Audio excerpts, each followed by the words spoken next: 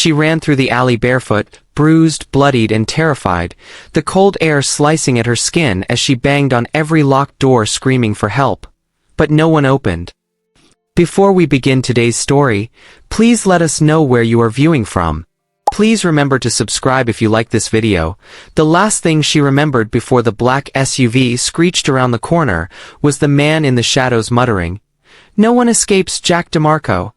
Fast forward 6 years and half a world away, the name Jack DeMarco exploded in headlines again.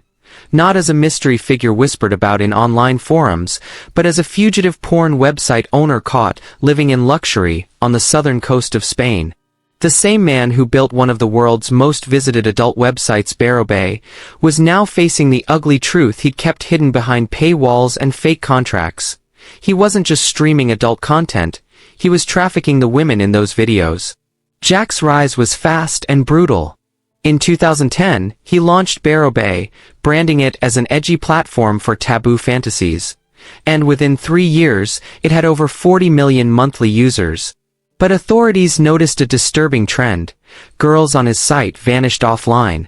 No social media, no digital footprints, nothing. FBI analyst Mira Calder found the first red flag in 2016 when a girl reported missing in Arizona showed up in a live video on Bay. The site claimed she was a paid actress. She was actually 17. By then, the rabbit hole had only begun.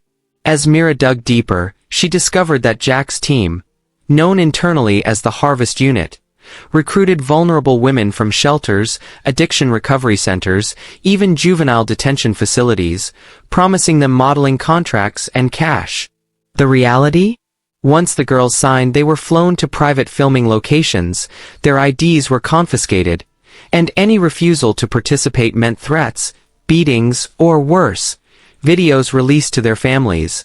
Jack used a network of shell companies and offshore bank accounts to keep his operations hidden. His team was loyal, because he paid them in silence and fear. The first big break came in 2018, when one victim escaped. Her name was Tiffany Ramirez. She was 19 and had been missing for 3 years. She walked into a Phoenix police station shaking, with burn marks on her arms and a GPS tracker still embedded in her hip. Her testimony cracked the case open. She named names. She drew maps. She showed scars. But Jack was already gone. The feds raided his mansion in Miami only to find it empty, surveillance wiped. He had vanished without a trace. For 3 more years, he lived freely, hiding in plain sight in Marbella, Spain. Locals knew him as Jonathan Duquesne, a retired French tech millionaire. He hosted yacht parties, bribed local officials, and even dated a Spanish news anchor. What finally brought him down wasn't the FBI, it was a tech glitch. A newly installed content ID system flagged an old Bay video as containing biometric data matching a missing California teen. Interpol was notified, and a deeper scan linked the footage to the Marbella IP address. The Spanish Guardia Civil moved in. He didn't resist. He just smirked. "Took you long enough," he said as they cuffed him. In court, Jack looked different.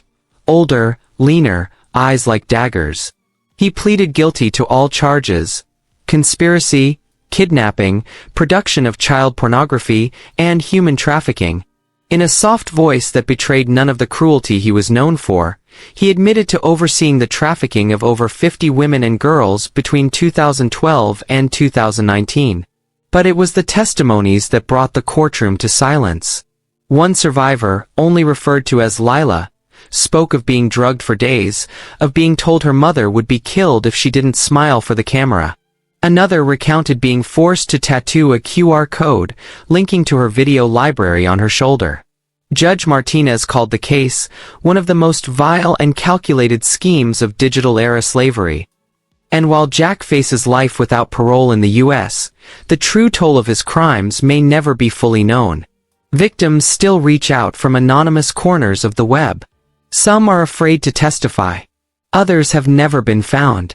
Behind every streamed clip on Bay, behind every fake casting call and NDA, there was a victim screaming behind the scenes. Jack's empire wasn't just built on sex, it was built on silence, fear, and pain.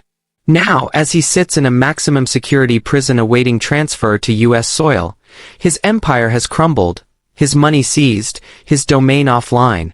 But the scars remain.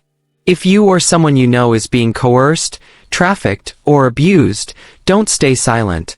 Call the National Human Trafficking Hotline at 1-888-837-3888 or visit humantraffickinghotline.org.